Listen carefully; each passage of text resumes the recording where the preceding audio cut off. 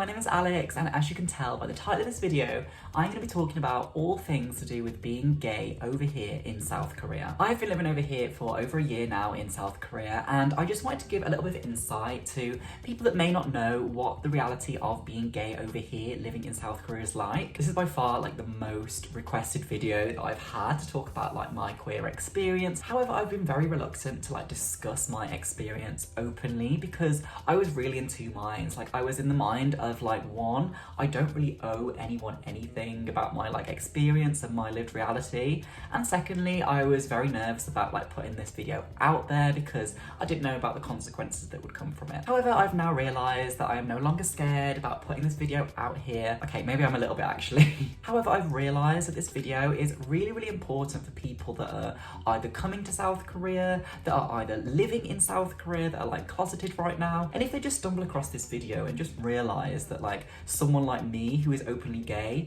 just talking about a topic like this and realising that it is okay to be gay, there is nothing wrong with being born the way you are, and even if I can just help one person through making this video, then that's all I really want. So that's why I feel like the right time to make this video is now. Just a quick disclaimer before we start, like I want to point out that like I do realise my privilege being like a white foreigner over here living in South Korea. My lived experience is definitely not going to be that of someone that actually grew up within South Korea, that has spent my whole life living within South Korea. I really want to make this video just to give an insight of to like what my experience is like. So throughout this video, I will talk about like my personal experience, and it won't necessarily mean that like my experience is worse than anybody else's or my experience is better than anyone else's. And I just really wanted to do like an authentic video about what life is like over here living as a gay person in South Korea. And as always, if you find this video useful, make sure you hit the like button, make sure you hit the subscribe button, as this is going to be part of a 3-part series about being gay over here in South Korea, with this first video just talking about the general life over here living in South Korea. Oh, I'm so nervous. Oh my goodness. So first of all, let me introduce myself because I feel like this video might be seen by a vast array of different people, so some of you may not know like my background and who I am. So my name is Alex, I am 24 years old. I have been living in Korea for over 1 year now, living in rural Daegu, and I've been teaching at 2 elementary schools, which I absolutely bloody love. I am originally from the UK. I have been living in Manchester, and back in the UK I was very comfortable with who I was, who I told people that I was, how I expressed myself, and I was very comfortable with being gay. So living in Korea as a gay person, oh my goodness, oh my god. So I don't know where to start. So I feel like we should start on a positive note first. The biggest thing that I've realised since living over here in South Korea, just as a foreigner in general, is how safe South Korea is. And as a queer person, I feel particularly safe if I were to go on a date with somebody, if I was to show like public signs of affection, like kissing somebody or holding someone's hand. Just a side note, I've not actually done any of this stuff whilst over here in South Korea, but if I was to hold somebody's hand or like kiss somebody on the street of the same gender as me, like I would feel more than safe. A lot of the time, like the act of like kissing somebody or holding someone's hand, like it may feel very shocking and you may feel a lot more nervous about doing so in Korea on the street. It's very much a cultural difference in the way that like Koreans act around other people, whether that be somebody being like really loud on public transport or somebody just throwing like rubbish on the side of the street. Like Koreans aren't really gonna say anything to you. They would just kind of give like a bit of a side eye and they'd be like, that's not really that good, but like they would not like explicitly like attack you or say anything. Whereas living in the UK, like I would absolutely not like hold anyone's hand of the same gender as me. I definitely would not be kissing anybody in the street because the amount of homophobic attacks in Manchester back in the UK compared to in Korea, like it's vastly different. In the UK, there's lots of anti-discrimination laws to protect gay people. However, in Korea, there are no such things. So gay people can be discriminated against with no consequence to them, which is really disappointing. However, I do find like even though the lack of laws protecting gay people, I do find it like a safer society, a safer person to be a queer person openly on the street compared to that in the UK where I'd like fear for my life sometimes. I'd be scared I was gonna get homophobic attacked. Like an instance in the UK that happened, like I was walking down the street with my queer friend, like not doing anything flamboyant. We were literally just walking down the street, and then this car like drove past us with these 3 men. All of them like hung out the window and they absolutely screamed like homophobic abuse at us. And in that moment I was very like shocked. I was like, what the hell just happened? But even though I was shocked, I was not surprised because that is just something something that growing up in the UK, you kind of just get used to. Whereas in Korea, like that really just would not happen. It's kind of just like a live and let live culture. And I've never once felt like personally unsafe about being a queer person and being flamboyant in South Korea. In addition to the point of safety, I feel like we need to talk about pride events and pride events over here in South Korea. Pride is still and always will be a protest. However, I feel like pride events are more needed more than ever. I've attended 2 pride events since living over here in South Korea. So I attended Seoul Pride and I attended Daegu Pride. And they were real eye-openers for me, like why pride is still needed, why queer people absolutely deserve a right to exist, and more importantly, the dire protections that queer people need in Korea and around the world, as homophobia is still rampant everywhere in every single society, more so in Korea. In the UK, it's very interesting seeing the dynamic of pride events. I feel as though pride is very corporate. It's more of like a party rather than actual protest. And in all honesty, I don't really like the direction that pride events in the UK are going, as I just feel like in the UK, like I feel like the queer community in many ways have got very comfortable in their rights, and they just see pride as an excuse to get drunk and get like really trashy. And of course, if that's what you want to do and be open about it, that's absolutely fine. However, in Korea, it's very much more of a protest, and it's really interesting, like in Korea, like during the parade, like everybody is very open to march within the parade. There is no like sign up thing. It's just everyone attending the pride event march within the parade down the street, whether you are queer, whether you are an ally. But from what I saw in both parades, there were no like big businesses promoting it. It was all very much funded from the ground up, and I really think this was an interesting dynamic to see from my point of view. However, as I mentioned before, like Korea is a very safe country. If I was to go down the pride parade in the UK, I would feel more nervous about like the lack of police presence. I would be more nervous about like homophobic verbal abuse turning to physical abuse, and I just would not feel comfortable in a big group of people gathering for a queer celebration in the UK. Whereas in South Korea, it was a really interesting, because during the parades in both Seoul and Daegu Pride, there were multiple people deep along the whole route of the parade of protesters that were saying that like homophobia is a sin, or repent, or even the disgusting words of like homosexuals are like pedophiles, for example. And it was really disgusting to see. And when I tell you how loud the anti-protesters to the Pride Parade were, oh my goodness, like I've never heard a louder sound in all my life. Like the screams and the screeches from the stereo, they were so deafeningly loud. And of course, this wasn't going to deter the cause of the Pride Parade. And it was really interesting seeing how vocal and present like the anti-protesters were within the parade, because in the UK, like they would just be ushered away by the police, or there would just be a smaller group of people, compared to the whole route of these parades being lined by multiple people deep of homophobic abuse. But on this point, it was a really weird dynamic, because even though there was all these people, the police presence in Korea was absolutely astounding. There were more police than there were people that were actually in the parade. Like it felt very safe indeed. I was never at one point, despite everybody shouting homophobic abuse at me, I was never worried about being attacked. I was never worried about like being stabbed or anything like that. It felt very distinct between the protesters and the homophobes. And despite that really weird balance of like them being very present in the very same moment, I never once felt unsafe.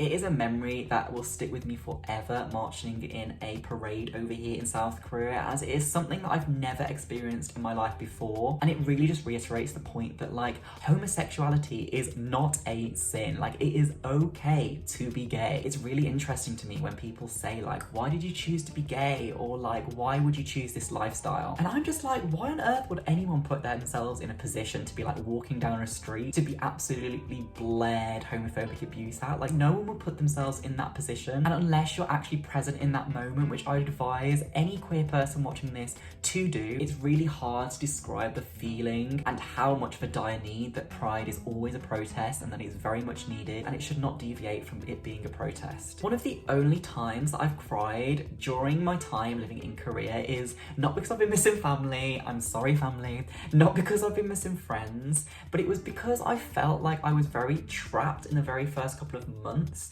and I felt like that I was very like open back in the UK. However, I felt like I had to go back into the closet. I felt very reserved, and I was just crying because I felt like I built up all these years of like coming out and like really truly and freely expressing who I was. However, in the first couple of months in Korea, when I didn't really know any queer people, I felt very isolated and felt very like back to square one with my queer identity. Because I'm living in a rural area, like obviously there are no gay bars around me. I didn't know of any queer venues other than the ones in Seoul, and I had not visited Seoul within the first couple of months of me living here. However, when I did eventually make the move to Seoul, it was my birthday, so it was within 3 months of moving to South Korea. It was the most incredible experience that I have ever had. Like honestly, it was something that I was craving, it was something that I really needed, and it was something that I was really, really grateful to have had the experience of visiting Seoul, visiting queer people in queer venues, and it was absolutely amazing. It was so fantastic seeing queer venues thriving, like places that I found myself back in the UK,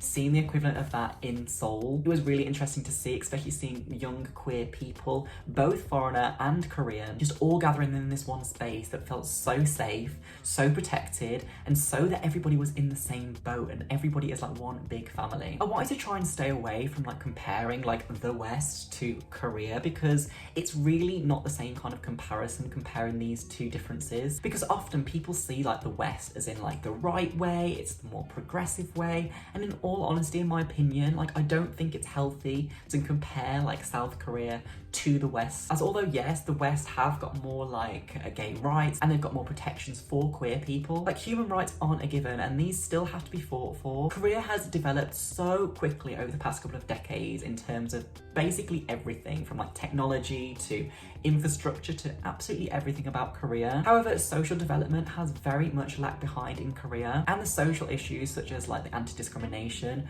really haven't caught up with like the other aspects of like the economy and things like that within South Korea. Like of course, like any queer person would want like these issues to be sped up and like passed through parliament and like rushed and get ahead, and like gay rights, liberation, the whole works. However, this is not the case. Like back in the UK, like gay rights took a long time to like manifest itself into laws and protections, and this is the exact same situation that Korea is in right now. Naturally, things do take time, and I'm trying to stay away from like my Western point of view, and I'm saying that like the UK, like the West is like the right way, because that's really not, and every single like arc of a country is completely different. However, I am very pleased to say that like South Korea is definitely on the upwards trend towards accepting homosexuality, but there is still a very long way to go. Upon this point, I do find a lot of like LGBTQ plus people within Korea are very closeted, and they do not share who they are with like their friends, their family, or even their workplace. And because of this, this often like sees a lot of Koreans leading double lives. So for example, Monday to Friday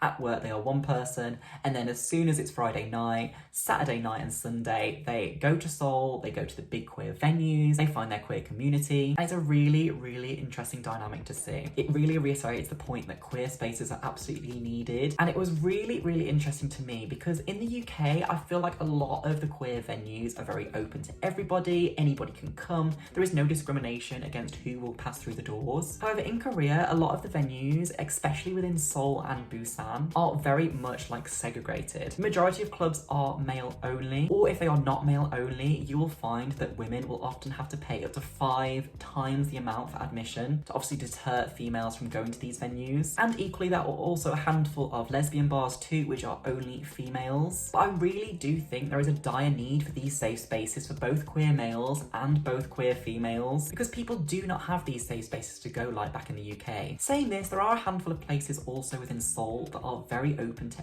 absolutely everybody and anybody, whether you're male, female, non-binary, whether you're foreign. However, just keep in mind that also at the same time, there are a lot of places, especially within the queer community, that are explicitly no foreigners allowed. When I first visited like the gay area, a lot of my friends were very much under the impression like, oh my god, like no foreigners allowed, like discrimination, like we have a right to be in this place. Obviously from a Western point of view, we would see that as discrimination and be like, what the hell, like why aren't we allowed in like a place that's meant for all people? And a lot of the time, just because you can go into a place doesn't mean that you always should. And I do really, really think and appreciate that like there are Korean only places over here in South Korea. In my opinion, I think it's a really, really great place for for Koreans to truly find themselves, to try and find a platform where they belong, without the gaze of foreigners who have a completely different like mindset to them. People aren't always open to like sexuality over here. And I do think it's really, really important to have not only your no foreigners allowed places, your male only or your female only places, but also an open variety of places where everybody and anybody is welcome to. I think the biggest form of social change is when people can openly and freely express themselves. So having venues dedicated to each and every type of the spectrum is really, really important for people to discover themselves and hopefully in the long run make it a speedy progress towards social change. Living in Korea and just as a queer person within this world, I feel like I've got to come out like every single day that I interact with somebody. Like not explicitly, I'm not gonna be like, oh my god, hi, my name's Alex and I'm gay, but just simply for the fact of like just how the way that I walk down the street, the way that I speak to somebody. And this can be really, really tiring. It can be very, very nerve-wracking. And this is something that when I first moved to South Korea that I was very aware of, and I was very like cautious about the way that I acted. Within the first couple of weeks, I tried to maintain like quite a low profile. I didn't want to be too flamboyant. I didn't want to be so like extroverted because I was just nervous about like my workplace finding out that I was gay. And I just didn't want to have that like whole hassle of just like explaining myself and like the way that I acted. However, over time, like my flamboyancy and my like campness and everything, it very much got interpreted in a way that I was very like foreign. Like a lot of my co-teachers saw that my flamboyance very much just like my personality. It was very much just like a Western way. After about a month of being over here and like kind of judging the situation, I painted my nails at school, which was very much like, oh my god, like this is just like a Western way that like males paint their nails. And of course it doesn't mean that you're gay if you paint your nails as a man, but it was just something that I had to do in terms of like a little micro release into like the queer ideas that I had in my head that I just wanted to get out there and just be like, oh my god, I'm queer, but I can't explicitly say it. A really interesting story about like being flamboyant and being like open about who you are is one time when I was getting the bus back home, and then these two Korean guys, roughly about my age, like approached me. They were trying to speak to me in English. They were asking where I was from, and they were just being very, very friendly. And from this conversation, it was very spontaneous. Like we ended up going for dinner straight after the bus together. We ended up having a couple of drinks, and it was just a very spontaneous moment that I was not prepared for. And it was very interesting because they were very like explicit about like how straight they were, like how into girls they were. And through conversation, like types of music came up of like what types of music we liked. And like the boys were very much just like, oh yeah, like we like Drake, we like The Weeknd, we like a lot of Western artists. And they were very much just like, oh yeah, in Korea, like no boys really like K-pop, like K-pop girl bands for the girls and K-pop boy bands for the girls too. And I was going into this conversation, I was just like, oh my god, do I explicitly say like, oh my god, like I love New Jeans, I love Twice, oh my god, gay rights. And then because like I adjusted to the situation, I understood the context that I was in.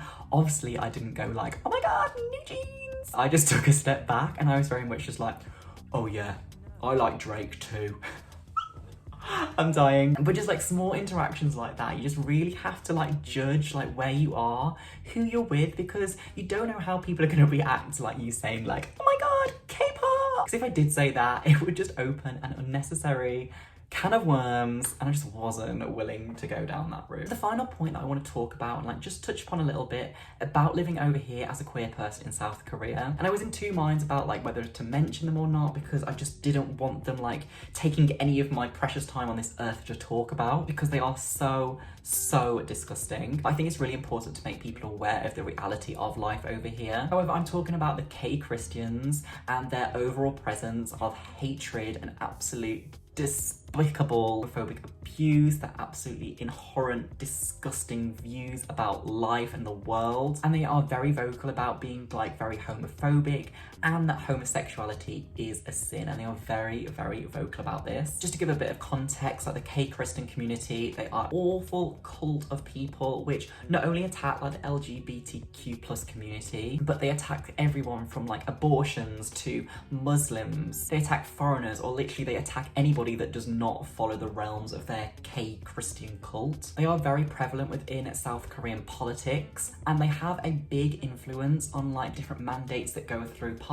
And in all honesty, I really don't think social change can happen on a large scale if the K-Christian community still have this power on Korean politics because there is literally no hope in getting anything passed through parliament. Just one example of how horrid that they are is that they described the Itaewon disaster during Halloween of 2022. So let me just quote this before I get anything wrong. So they say that the Itaewon area is the devil reincarnated, and that all the dirty gays and the dirty Muslims live there. All the sexual deviants, all the anti-biblical forces were the cause of the Itaewon disaster. And just like what, like that mindset, like, and like homophobia and like racism aside, like that mindset is so like toxic. Feeding that into like the youth of today and like into Korean politics, that is absolutely just despicable. I honestly just see little change in terms of gay rights and the gay right movement in Korea if these people have such a large like grasp on Korean politics. So I really, really pray that sometime in the near future their like cult just fades away, or they just get locked up or imprisoned, because their views are absolutely satanical. Like, that is just absolutely crazy. So I just wanted to make you aware of the K-Christians and just be aware that this cult following that may be an issue to somebody moving over here or somebody that is coming out living in South Korea right now. So yeah, that was a very long video. Thank you so much for sticking around. I just want to explicitly point out that like if anybody is watching this video and they are planning to move to South Korea or even just planning to visit South Korea, that there are queer communities not only everywhere in the world but everywhere within South Korea, whether you are in the rural, whether you're in like a smaller city or the big cities of Seoul and Busan, there are queer communities wherever you go. But the decision for me not visiting Seoul until 3 months of me living here, like I would not take anything back at all, because I really got to see like the dynamic of living in the countryside compared to like 3 months later and seeing like the big thriving queer cities. It's just really about going out there,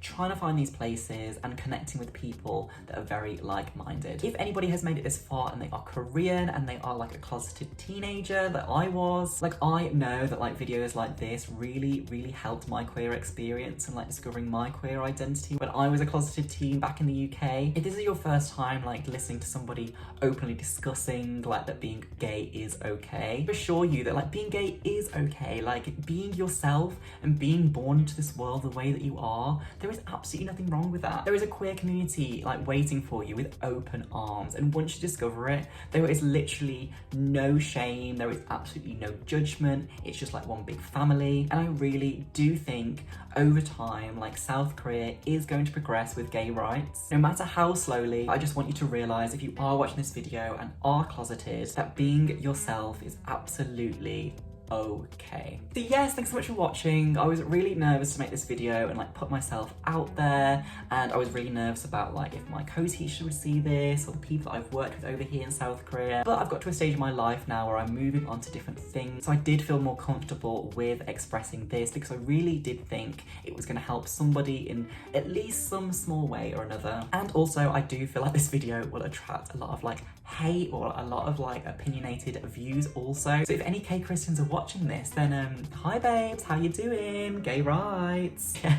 Thanks so much for watching. I hope it helped somebody in some way or another. If you have any questions about life in South Korea, if you have any questions about like the queer life in South Korea, please give me a message either down below if you feel more comfortable. Give me an email, a message on Instagram, then I'm more than happy to like help you out and give you like a bit more insight of what life is actually like over here. And make sure that you stay tuned and subscribe, because I have a 3-part series of being queer over here in South Korea, so stay tuned for more videos. I hope you have a wonderful day, stay gorgeous, and I will see you next time. Bye!